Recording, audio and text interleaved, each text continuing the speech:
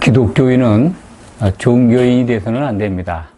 종교라고 하는 것은 사람이 만든 신을 숭배하는 사람들을 종교인이라고 합니다. 종교는 사람이 만든 겁니다. 사람이 만든 종교를 섬기는 자들과 기독교인이 한데 섞여 있으면 안 됩니다. 물론 사람이 만든 그 언어 속에 종교인 그러면 뭐 기독교인, 또 이슬람교인, 뭐 유대교인, 유교인 뭐 이렇게 하는데, 사실은 하나님을 믿는 우리 기독교인들은 하나님이 주신 그 말씀을, 하나님의 존재를 확인하고 하나님을 향해서 나온 사람들, 기독교인들입니다. 그들과 사람이 만든 종교를 따라서 사람이 만든 신을 향해서 나가는 것하고는 다릅니다.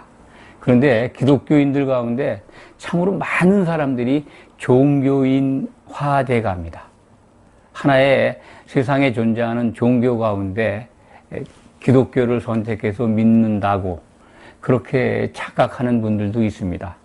또 특히나 이 기독교인들 가운데 종교인이 되면은 그 나타나는 여러 가지 특성이 있는데, 그런 것들이 아주 노골적으로 나타납니다. 이 크리스찬들은 예수 그리스도를 향해 나온 자들입니다. 그래서 예수님이 우리에게 주신 말씀을 잘 살펴보고 받아들여서 그 교훈을 따라 살아야 합니다. 예수님은 나는 온유하고 겸손하다, 그렇게 말씀하셨습니다. 그렇기 때문에 우리는 예수님의 온유와 겸손을 향해 나가야 합니다. 기독교인들이 그러한 예수님의 교훈을 저버리고 종교인이 될 때 나타나는 특징이 있습니다. 온유와 겸손 같은 거는 찾아볼 수가 없습니다. 특히 이단적인 그 교리, 기독교 사상에 빠지면 특성이 아주 사납습니다. 굉장히 날카롭고 사납고 거칩니다. 작은 거에도 자기 자신의 생각과 다르면 아주 발끈합니다. 그걸 억지로 참고 있는 분들도 있습니다만 언젠간 그게 폭발을 합니다. 이 교리가 주는 사상, 이 사상과 이념이 참 무섭죠. 세상에서도 사상 논쟁만큼 치열한 게 없지 않습니까? 사상이 틀리기 때문에 전쟁이 일어나고 많은 사람들이 죽었고, 그러한 역사를 인류는 갖고 있습니다. 그 못지않게 종교 분쟁 더욱 치열합니다. 종교는 사상 논쟁만큼, 사상 전쟁만큼 종교 전쟁은 많은 사람들을 죽였습니다. 많은 사람들이 희생됐습니다. 오늘날도 종교적 갈등으로 국가 간 또는 지역 간 분쟁이 계속되고 있습니다. 그래서 기독교인들은 정말 종교인들과 같은 생각에서는 벗어나야 한다, 그런 말씀을 먼저 드립니다. 기독교인들이 종교인화 됐을 때, 종교에 빠져가지고 이 교리 논쟁에 들어갈 때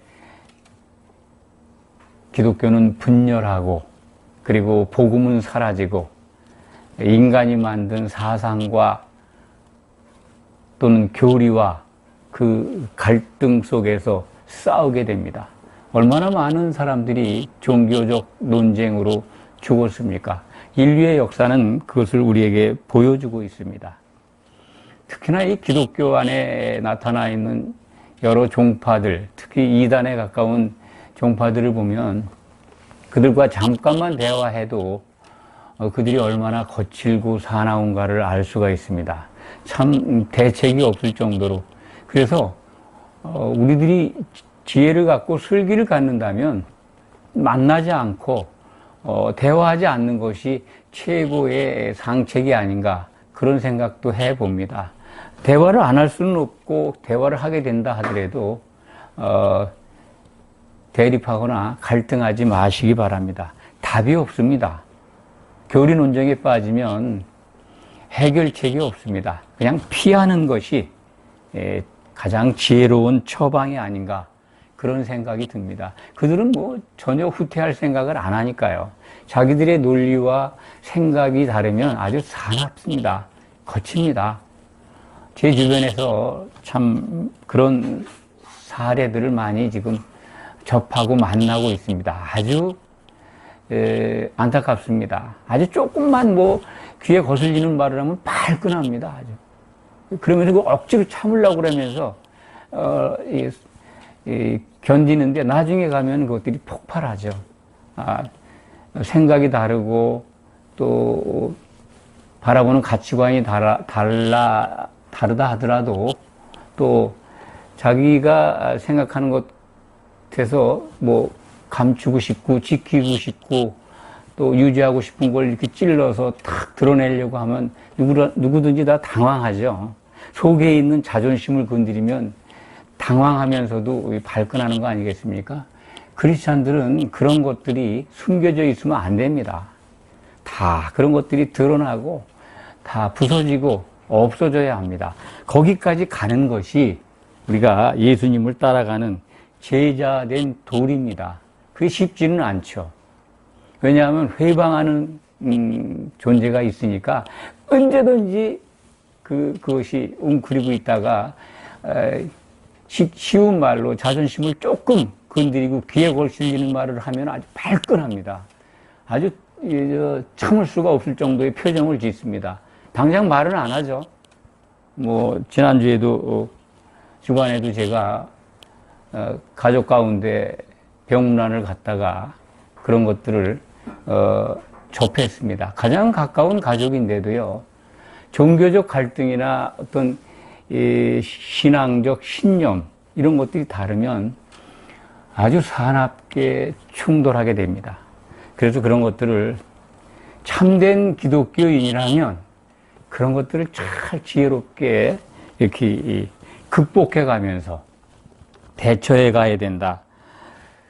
기독교인들이 왜 그렇게 변질되고 같은 하나님을 믿고 예수를 믿는데 이렇게 생각이 달라지고 사납게 변할까 하는 생각을 해보지 않을 수가 없습니다. 첫 번째는 같이 예수 그리스도를 향해 나온 믿는 자들이지만은 이 은혜에 대한 오해가 있어서 그렇게 되는 것 아닌가 하는 생각을 해봤습니다. 가장 예수를 믿는 우리들이 교회로 나온 이 성도들이 이 은혜를 다 알기 때문에 나온 거 아니겠습니까? 하나님이 값없이 주신 은혜, 하나님의 선물입니다. 이 선물을 받아서 감사합니다. 그것을 정말 감사합니다. 교회에 나온 성도들 가운데 이 자기 자신이 하나님의 이름을 알고 예수 그리스도를 믿게 된 것 감사하지 않는 사람이 어디 있습니까? 다 감사합니다. 그런데 그 감사로는 부족해요. 많은 분들이. 그래서 뭔가 하나님을 기쁘시게 하고 그분이 원하는 걸 하고 싶어 해요. 그래서 교회는 그런 것들을 우선적으로 뭐 교회의 봉사라든지 아니면 뭐 전도라든지 헌금이라는 과정들을 통해서 하나님께 뭔가를 하게 합니다. 그 뭐 잘못된 건 아닙니다. 그런데 그러한 교훈과 가르침에는요, 은혜를 갚아야 된다는 생각이 들어가 있는 겁니다. 은혜는요, 갚을 수 없는 겁니다. 은혜는 은혜인 겁니다. 은혜를 갚을 수 있다면 은혜가 아닙니다, 그거는. 성도들이 하나님이 내게 주신 너무나 큰 은혜가 있어서 은혜를 받았는데 어떻게 하나님께 이걸 갚을까? 그런 생각을 주입시키는 것은 성경적이지가 않습니다. 하나님께 뭐를 어떻게 해라? 구체적으로 너희가 이렇게 해라는 거 없습니다. 우리가 성도가 됐다면 우선은 감사하는 겁니다. 감사한 다음에 하나님이 주시는 지혜대로 그 은혜를 갚을 길은 없지만 하나님이 원하시는 게 뭔가는 성경이 일러주고 있기 때문에 그걸 따라갈 수 있습니다. 그걸 찾아볼 수가 있습니다. 하나님이 기뻐하시는 게 뭔가 신약 성경에 너무 잘 나와 있죠. 뭐 구약 성경에서도 발견할 수 있습니다. 은혜를 갚으려고 하는 분들 만나면은 그분들도 교리적입니다. 그래서 봉사해야 한다. 또 뭐 어떤 때는 뭐 구약의 그 율법을 지켜야 된다. 헌금을 또 11조를 교회에 잘 바쳐야 된다. 또는 가장 많은 것이 교회가 그렇게 가르치는 뭐 어떤 그 이유도 있겠지만은 전도해야 된다는, 전도를 해서 하나님께서 주신 은혜를 갚으려고 하는 그런 분들이 참 많이 있습니다. 신약성경에 성도들을 보고 나가서 전도하라는 말씀은 없습니다. 다시 말씀드리지만 예수님이 오신 다음에 사도들을 통해서 신약성경을 기록하게 하셨습니다. 그래서 예수님은 사도들의 말을 듣고 예수님께 나오는 자들을 위해서 기도하셨습니다. 요한복음 17장의 기도입니다. 사도들이 기록한 성경을 보고 예수님을 향해서 나오는 자들을 위해서 기도하셨습니다. 그렇다면 성도들이, 부름을 받은 우리가 제일 먼저 할 일은 사도들의 말을 듣는 거 아니겠습니까? 예수님이 자신의 분신들로 떼어낸 그 사도들이 기록한 신약성경, 그것이 우리에게 일러주는 많은 그 안에 교훈이 있습니다. 그 안에 그 가르침이 있습니다. 그걸 먼저 들어야 됩니다. 사도들의 말을 듣다 보면 하나님이 뭘 기뻐하시는지를 알게 됩니다. 우리는 그것을 여러 차례 같이 공부하고 또 살펴보고 새김질해 오고 있습니다. 항상 그것을 우리는 마음속에 간직하고 있습니다. 하나님이 기뻐하시는 것은 예수님의 몸인 교회의 지체가 서로 한 몸을 이루는 것이다. 그것을 먼저 해야 합니다. 교회에 들어온 성도라면은 전도 가기 전에, 전도를 해서 은혜를 갚겠다는 생각을 하기 전에 우선은 먼저 성도가 되어야 된다는 겁니다. 성도가 된다는 것이 예수님의 몸인 교회의 지체가 되는 겁니다. 그게 제일 먼저인데 그건 생각을 안 해요. 지체가 돼 있는지 안 돼 있는지도 자기 스스로 점검도 안 해요. 돌아보지도 않습니다. 그걸 돌아보려면 성경을 봐야 되는데, 성경 속에서 하나님이 기뻐하시는 게 뭔가, 그것을 발견해야 되는데 그것은 고려하지 않고 일반적으로 교회에서 가르쳐온 여러 가지 성도들이 해야 될 덕목, 교회의 지체가 되기 위해서 성령 안에서 하나가 되고 서로 사랑해야 된다는 그거보다는, 그거는 이제 멀리 접어놓고 먼저 전도를 해야 된다. 교회에 등록하는 성도들 수가, 제자들이 늘어나야 된다. 전도해야 된다. 누구보다도. 그것을 은혜 갚는 걸로 오해하고 있습니다. 그러니까 그러다 보니까 은혜를 갚으려고 하다 보니까 율법을 지켜야 된다. 내가 뭘 어떻게 해야 된다. 굉장히 사람이 율법적으로 돼가요. 이거 해야 된다. 저거 해야 된다. 가르친 대로. 이 사람이 율법적으로 돼가면요. 그거를 잘 이행하다 보면요. 사람이 어떻게 되는 줄 아십니까? 자기가 의로워져요. 내가 하라는 대로 모든 걸 다 했어. 그래서 교회에서도 대접받으려고 해요. 왜? 자기는 교회에서 가르쳐주는 여러 가지 교훈들, 덕목들을 잘 하고 있으니까, 율법적인 행위들을 잘 하고 있으니까 그걸 못하는 사람들을 얕잡아 보게 되고 아래로 보게 되고 스스로 의로워지는, 그게 조금 더 나가면요 완전히 종교인이 됩니다. 그래서 얼마나 사나워지는지 모릅니다. 잘 믿고 있으니까요. 자기가 생각하는 것과 다르면 그냥 공격이 나가죠. 참 그런 분들을 자주 만나게 됩니다. 어떻게 기독교 안에 이렇게 크리스찬 가운데 종교인이 많은가 하는 것을 한탄하게 됩니다. 크리스찬들, 기독교인들은 믿음을 가지고 나온 분들입니다. 믿음과 종교적 교리와 사상은 다릅니다. 종교적 교리에 빠지면요, 자기가 의로워지고, 의로워지면 교만해집니다. 예수님은 나는 온유하고 겸손하니 내게 와서 배우라고 했는데, 예수님께 배울 생각은 안 하고 율법을 통해서 교만만 쌓는다면 어찌 교회의 지체가 되겠습니까? 하나님이 기뻐하시는 것은 관계가 없어요. 그런 것들이 우리들 안에도 있습니다. 잠재해 있습니다. 그런 것들이 다 사라지질 않습니다. 그걸 이용합니다. 마귀는 쉬지 않고 일합니다. 그의 수절들도 교회의 지체들에게 스며들어서 더러운 영들이 얼마나 쉬지 않고 성도들을 노리고 있는지 알아야 합니다.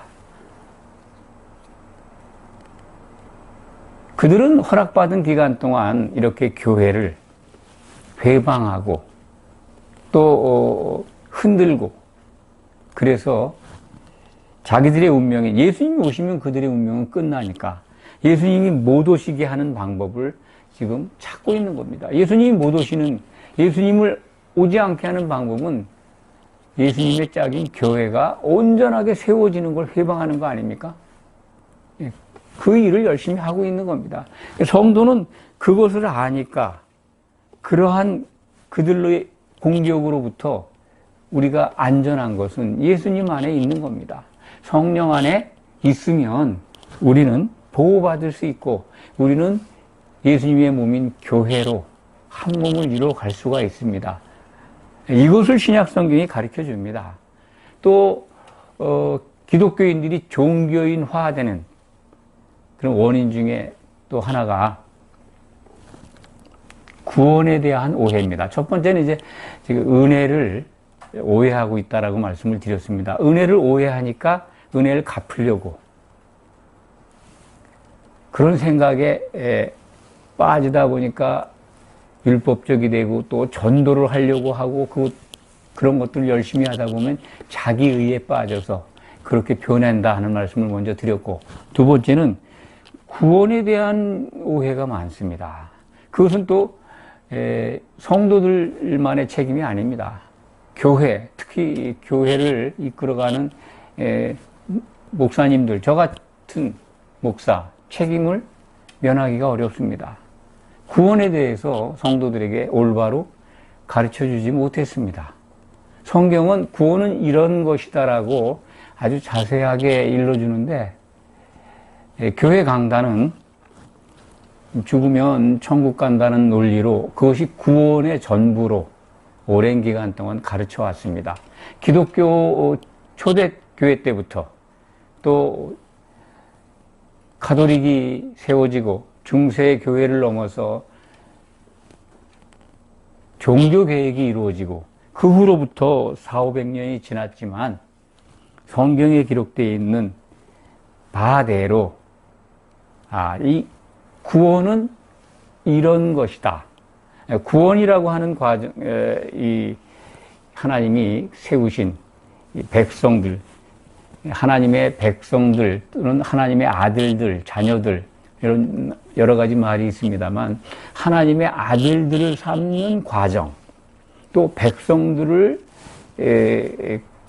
얻는 과정, 이것이 구별되어 있습니다. 그래서 구원이라고 하는 것을 구별해서 말씀을 드려야 합니다. 그렇게 가르쳐야 하고 그렇게 알아야 합니다. 성도라면. 신약성경은 그렇게 기록되어 있습니다. 오늘 마태복음 19장 28절에 예수님이 다시 오실 때, 재림 때 12제자들이, 예수님을 따랐던 12제자들이 예수님과 같이 영광의 보좌에 앉아서 예수를 믿었던 이스라엘 12지파라는 게 이제 영적 이스라엘이죠. 지금 이 시대의 성도들입니다. 그리스도를 향해 나온 믿는 자들을 심판한다는 겁니다. 이게 이제 그리스도의 심판 때를 예수님이 말씀하신 겁니다. 제자들에게, 12제자들에게. 어린 양의 12사도를 향해서 하신 말씀입니다. 그렇기 때문에 이 예수님이 재림 때는 12사도들이 예수님과 더불어 예수를 믿었던 자들을 심판합니다. 그것이 고린도 후서 5장 10절에 기록되어 있습니다. 우리가 모두 다 반드시 그리스도 심판 때에 서게 된다 하는 말씀이 기록되어 있습니다. 예수님은 요한복음 5장 29절 말씀을 통해서도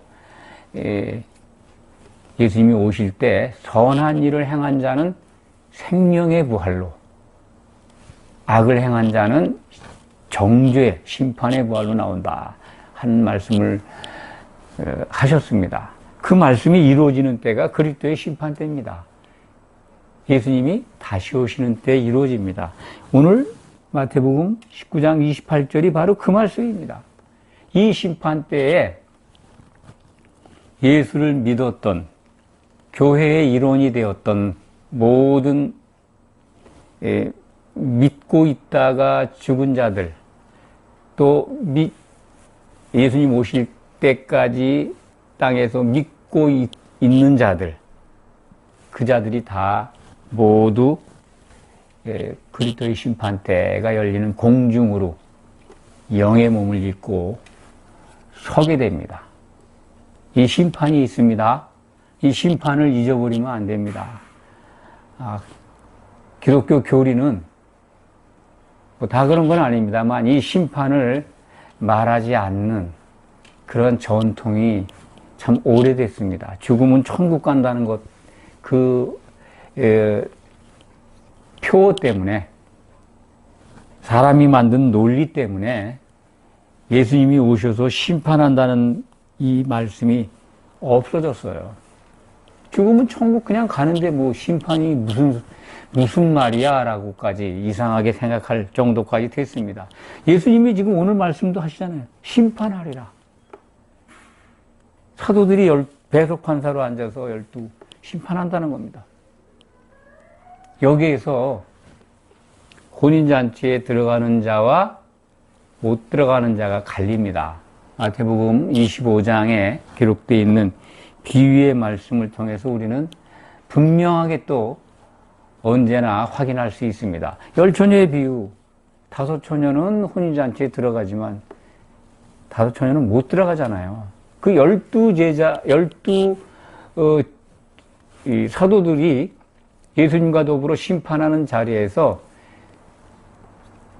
그때 혼인잔치에 들어가고 또 못 들어가고 하는 심판의 기준은 기름이라고 마태복음 25장에 기록되어 있습니다. 기름을 준비한 처녀, 준비하지 않은 처녀. 기름이 뭐냐? 여러 번 말씀드렸죠? 기름은 바로 성경에서 성령을 의미한다. 그러니까 성령의 기름을 준비한 처녀는 혼인잔치에 들어갑니다. 준비하지 않은 처녀들은 바깥 어두운 데에 던져집니다. 그 바깥 어두운 데는 뭐 다 아시겠 겁니다. 여러 번 말씀드렸기 때문에 그것이 바로 지옥이다. 믿었던 자들이 가는 곳이 지옥이다. 안 믿는 자들은 상관없습니다. 그리스도의 심판 때는 그만큼 엄중하고 무섭습니다. 기름을 준비해야 합니다. 또 기름을 준비한 것을 공간복음은 예수님이 또 비유로 말씀하신 말씀 가운데 보면은 예복을 입는 걸로 설명을 하십니다. 기름을 준비한 사람들은 혼인잔치에 예복을 입는 겁니다.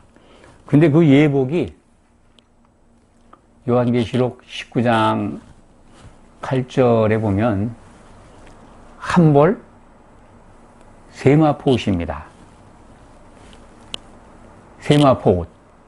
그러니까 혼인잔치에 들어가는 성도들에게 한벌 세마포옷을 예수님이 하나님께서 허락하셨다라는 표현이 나옵니다. 그걸 입게 되는 겁니다. 세마포옷. 그 예복을 입는 것이 우리 성도들이 믿는 목표입니다. 그게 목표입니다. 그걸 아셔야 합니다.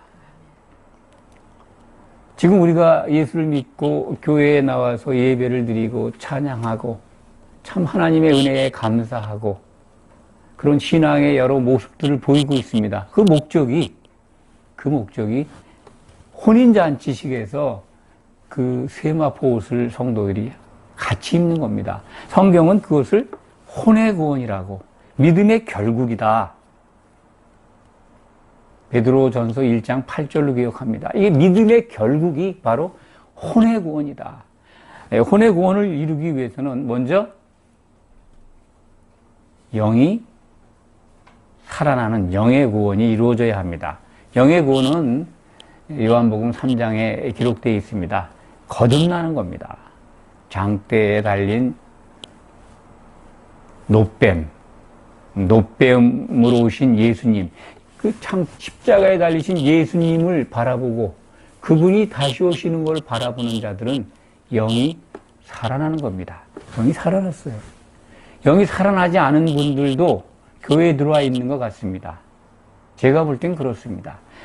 교회는 영이 살아난 자들만 들어오는 게 아닙니다. 마태복음 13장에 보면 가라지도 있습니다. 알곡으로 열매 맺는 정상적인 곡식도 있지만은 가라지도 함께 뿌려집니다. 그들은 거듭나지 않은 자들입니다. 불법으로 들어와 있는 거죠.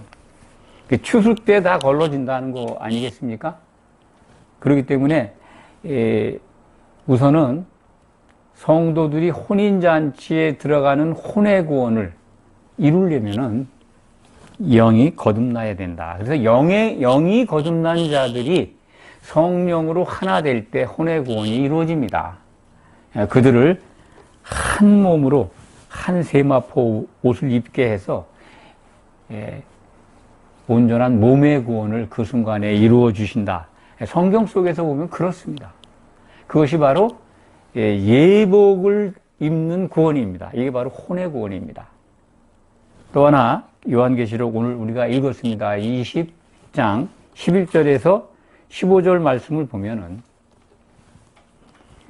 생명책에 의해서 구원받는 자들이 나옵니다. 이것을 이른바 백보자의 심판대라고 합니다. 개정성경에는 신보자로 표현이 되어 있습니다. 요한계시록 20장 11절 보면 또 내가 크고 신보자와 그 위에 앉으신 이를 보니 땅과 하늘이 그 앞에서 피하여 간데 없더라. 신보자가 나오잖아요. 이 신보자에서 심판하는 자들은 누굴까요? 이거 바로 혼인잔치에 들어가서 이기는 자가 된 성도들입니다. 성도들이 그때는 예수님과 더불어 보좌에 앉아서 세상 사람들과 믿지 않은 자들과 지옥에 던져졌던 자들을 다 생명책을 가지고 그걸 근거로 심판하게 됩니다. 그것이 성경의 기록입니다. 그때 그 신보자 앞에는요, 사망과 음부 가운데 또 바다 가운데 갇혀있던 죽은 자들이 다 일어납니다. 다 그 신보자 앞에 서게 됩니다. 그래서 생명책에 이름이 있으면 새 예루살렘 성에 들어가는 백성이 되지만 생명책에 이름이 없으면 성 밖인 불못에 아주 세세의 감옥에 던져지게 됩니다.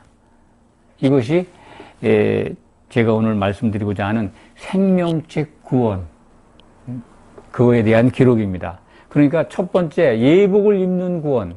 성도들이 반드시 그 꿈을 이루어야 합니다. 그것이 믿음의 로망이죠. 꿈입니다. 그런데 거기서 믿었던 자들 중에서 탈락한 자가 있다면, 이심이죠. 백보자의 심판대에서 생명책에 이름이 있으면 구원을 받습니다.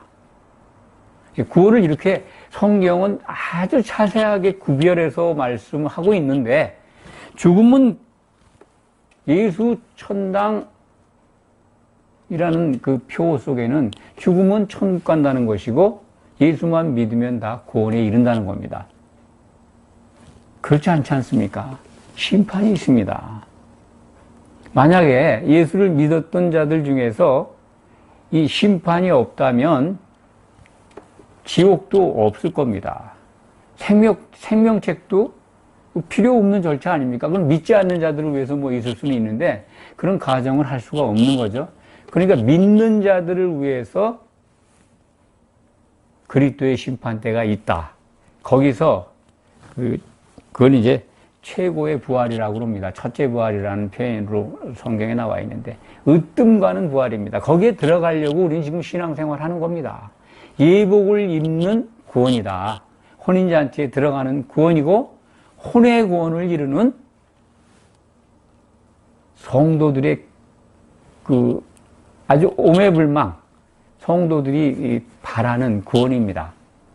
그것을 위해서 우리는 지금 신앙생활을 하고 있는 것이고 만약에 예수를 믿었지만 그리스도의 심판대에서 탈락한 자들이 있다면 그들이 바라볼 것은 천년 감옥에서 고통을 받아야 되겠죠. 생명책의 이름이 지워지지 않는 겁니다. 생명책에서 이름이 지워지지 않는 경우가 있다 하는 것을 우리는 성경을 통해서 알 수가 있습니다. 그런 신보자 심판 때의 심판 기준은 뭐 다른 게 아닙니다. 생명책 하나뿐입니다. 거기에 이름이 없으면 불못에 던져지고 있으면 새 예루살렘으로 들어가고 이른바 우리들이 뭐 통상 부끄러운 구원이다 그런 것이 있다라고 이제 어렴풋이 저도 전에는 들었습니다만 성경은 그것을 아주 구체적으로 우리에게 일러줍니다. 그래서 여러분들에게 말씀드리고 싶은 거는 하나님의 은혜로 교회에 지금 나와 있습니다. 예수님의 몸을 이루기 위해서 부름을 받았습니다. 그렇다면 그 은혜를 갚는 거는요 다른 게 아닙니다. 하나님이 기뻐하시는 일을 하는 겁니다. 율법적으로 교회가 전통적으로 해오는 전도라든지 헌금이라든지 봉사라든지 이런 것도 중요하지만 그거보다는 신약 성경에 기록되어 있는 것을 잘 살펴보고 하나님이 뭘 원하시는가 그 원하시는 거는 예배 시작 처음 때 제가 말씀을 드렸습니다. 하나님이 기뻐하시는 것은 우리가 성령 안에서 예수님의 몸으로 세워져 가는 것이다. 하나 되는 겁니다. 성령이 하나 되는 것 지켜가는 겁니다. 그렇다면 예수 그리스도의 이름으로 모인 우리들 예수님의 생각으로 같아지려고 해야 합니다. 그것이 바로 자기 부정이잖아요. 자기 부정이 이루어져야 혼의 구원이 이루어지는 겁니다. 생각이 다른 사람들끼리 어떻게 한 몸을 이룹니까? 우리는 할 수 없지만 성령 안에 있다면 하나님이 하십니다. 다 각자가 다른 생각들을 다 각자 다른 자존심들을 갖고 있습니다. 그런 것들이 다 부서지고 하나 되게 하시는 분 성령이십니다. 성령 안에 있다면 혼의 구원을 이룰 수 있습니다. 혼의 구원을 이루는 것이 예복을 입는 가장 으뜸이 되는 구원입니다. 그 다음에 생명책에 의해서 구원받는 것 생명책 구원이라고 제가 제목에 기록을 했습니다만 부끄러운 구원이죠. 성도라면 상상도 해서는 안 됩니다. 이것은 상상하면 안 됩니다. 첫째 으뜸이 되는 첫째 부활에 참여해서 예복을 입고 주님과 더불어 하나님 아버지를 찬송하는 복 그것을 우리가 받아야 합니다. 오늘 말씀은 바로 그 말씀을 드리고자 이렇게 말씀을 드립니다. 성도는 반드시 이기는 자가 되어야 합니다. 이기는 자가 되라고 주신 것이 성경입니다. 하나님이 원하시는 것을 바로 안다면 그리스도의 몸인 교회의 지체가 되는 걸 먼저 생각해야 합니다. 하나님이 기뻐하시는 게 그거니까요. 그런데 그걸 접어놓고 난 은혜를 너무 받아서 전도해야 돼. 그 좋습니다. 그런 의지는. 하나님께 쓰임받으면 할 수 있습니다. 그런데 그런 것 먼저 생각하기 전에 자기의 어떤 의지나 자기의 뭐라 그럴까요? 욕망? 바람? 이런 것 이전에 내가 과연 예수님의 몸으로 한 몸을 이뤄가고 있는 지체가 되어 있는가? 나는 성령 안에서 누리고 있는 것들을 지금 갖고 있나? 성령이 함께 하시는 데 나타나는 그 특징들이 성경에 기록이 되어 있죠? 그것을 나는 가지고 있는가? 그걸 먼저 점검하시기 바랍니다. 그래야 실패하지 않습니다. 예복구원에 이르는 성도가 되시기를 간절히 소망합니다. 아멘. 기도하겠습니다.